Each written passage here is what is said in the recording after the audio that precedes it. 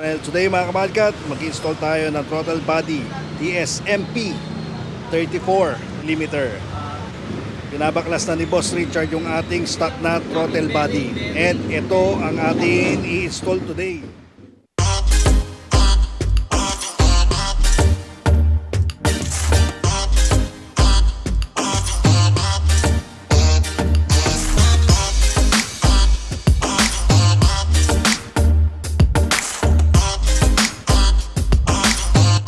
Ayan si Boss Richard, face reveal.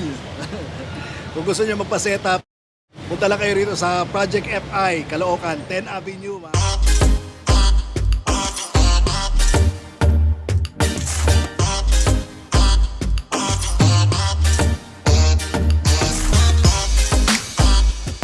Boss Richard, bakit ba tayo magpapalit ng throttle body na 34mm? Ano kaibaan yan sa stock?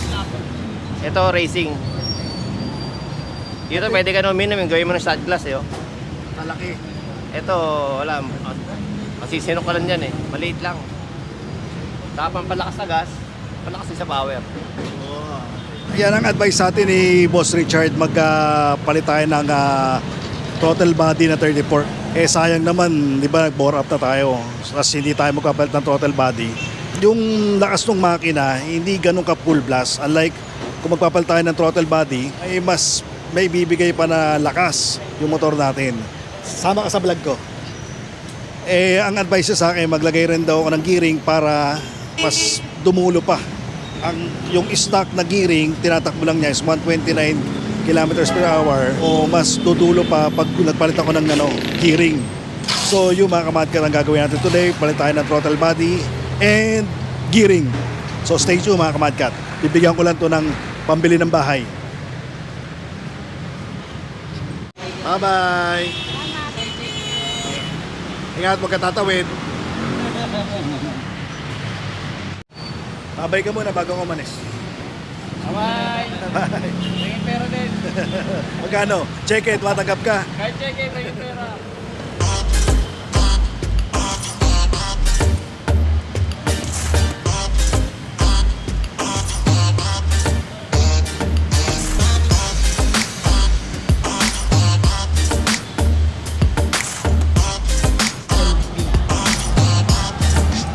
Dati yung mga ganyan pinuport pa no? Manifold? Okay, mga manifold no? Pinuport pa no? Maayos na, malinis na Ngayon okay na yan. Magaling na rin yung mga technology ngayon no? Puro bolt on na lang sila. 5 minutes lang gawa na kagad yung install na kagad yung natin, bagong throttle body. Ganun lang kabilis pala magkabit. Hindi na katulad nung araw na kailangan pa import yung mga manifold, pero ngayon bolt on na lang lahat, sasalpak na lang lahat. So yun daw yung difference nung stock sa racing throttle body. May dagdag power sa bike, malakas, at talagang lalabas yung power ng motor. Hindi katulad ng stock, medyo pigil. So tinesting na rin ni Richard, start na rin niya kung working naman. So ngayon ang gagawin natin, papalitan natin tong ram air, nagko-connect dito sa throttle body tsaka dito sa airbox. Kasi pag walang ram air, hindi connected, papasukin to ng mga alikabok. Kailangan natin magpalit ng ram air na stainless para protection dun sa throttle body natin. Sabi ni Boss Richard, magiliha lang daw konti para lumaki yung butas. Kasi syempre 34 kung compare mo sa 25, malaki talaga ng difference. So yun ang gagawin niya, kumukuha lang siya ng ram air para ikabit dito sa airbox natin and sa throttle body. Excited na ako matesting mamaya pag uwi natin kung anong performance at lakas na dagdag para sa ating NMAX. 10 Avenue, Caloocan, LRT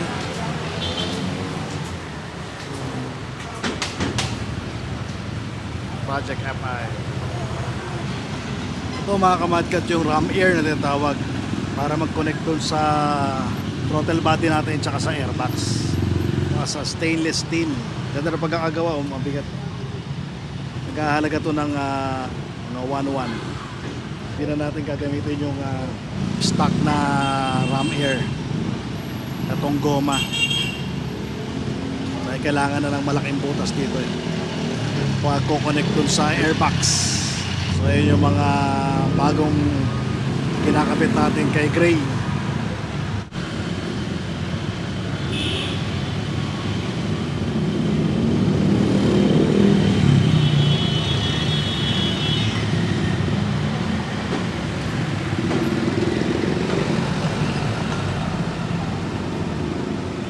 Yun.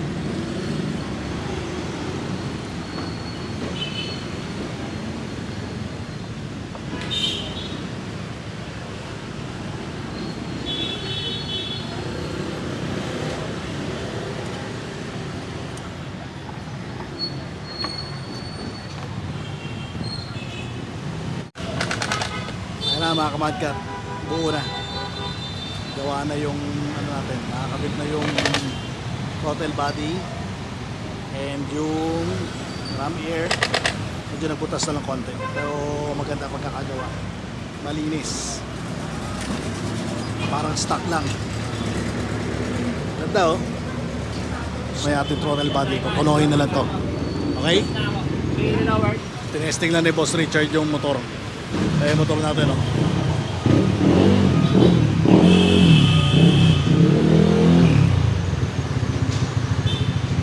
Good. Ano ba? Ayos na mga kamadkat. Balik na lahat yung mga flarings. Gearing na lang hinihintay daw namin. Gano'n pala pa naglagay na ng throttle body. Wala nang tono-tono. ECU na bahala mag-adjust do sa tono ng throttle body sa motor. Galing. Galing na yung mga technology talaga ngayon. Na-amaze ako. Kasi dati ng mga panahon namin mga carburetor type pa. Kaya kailangan pa tono adjust yung mga hangin, gasolina. Pero ngayon yung ECU na nag-a-adjust. So ayan, tapos na, napakabilis gumawa ni Boss Richard. Kompleto niya na lahat yung mga flarings, buo na lahat. Gearing na lang para kompleto na lahat. CVT natin, no?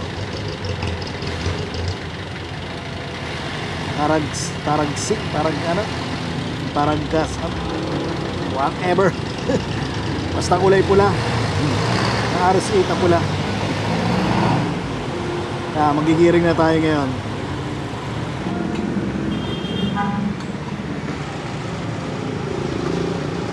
Swing arm JBT High Performance for NMAX 1440 gear set. Ito yung kakabit natin ito yung kakabit natin na gearing sa ating NMAX sa Gray. Repsol. Wow. Gear oil natin, no? Repsol qualifier. Konti na lang mga kamadkat. Ayan na lang. At isasalpak na ang ating gearing na JBT.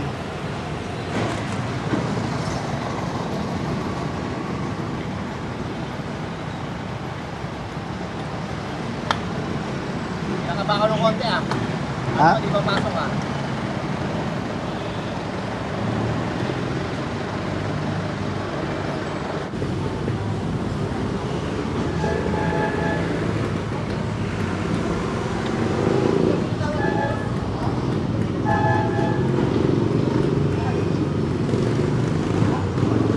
Pasok ba?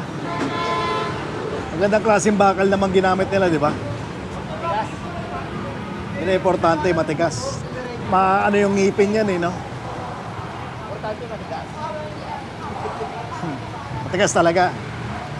Swak na swak. Ang JBT. Anong niyan? 14 1440? 40? Pangduluhan. Ano ba sukat nung ano? Stock? Ano sukat nung stock? Mm. Parang 1341 yata. 13? Ano 13 ito eh. Weird lang pala. Weird. Malaki nga difference na.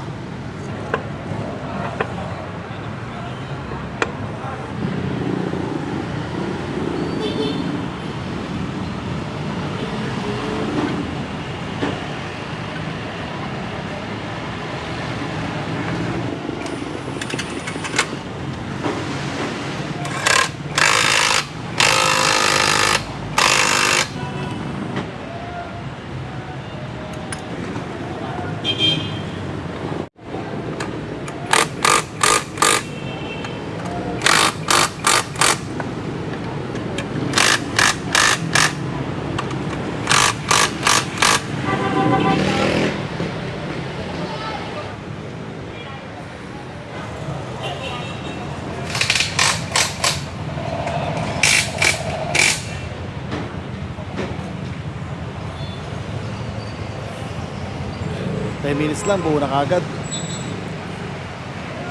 Backlash gearing. Ano mga gawa ng ano? Gawa ng mga galing na mekaniko.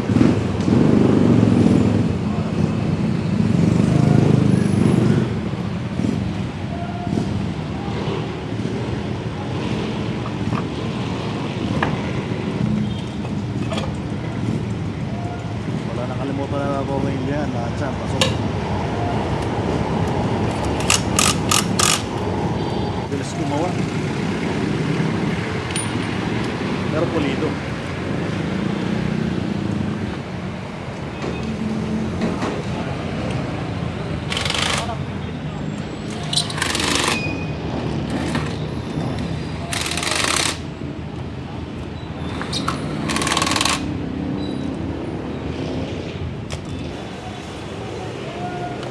Yung pa-service, pwede nyo namang siyang kontakin or message nyo lang ako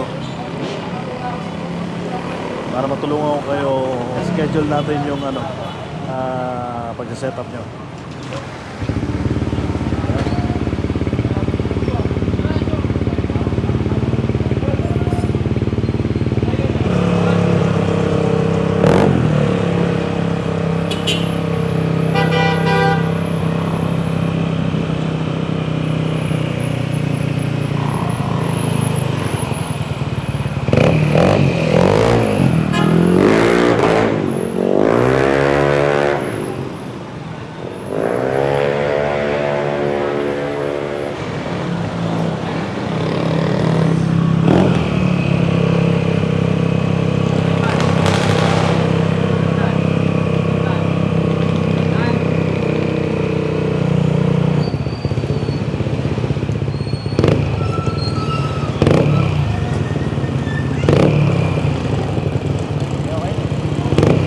Ba't may mo usok? Pwedeng itim yun. Hindi ka pagputi, langis, di ba? Pag itim, carbon. Ayan o.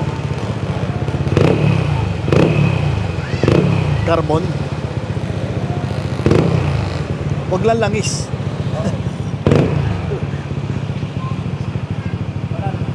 Ano, hindi naman basa. Hindi na. Pag okay sa'yo, okay sa akin. Tiwala ko dyan eh.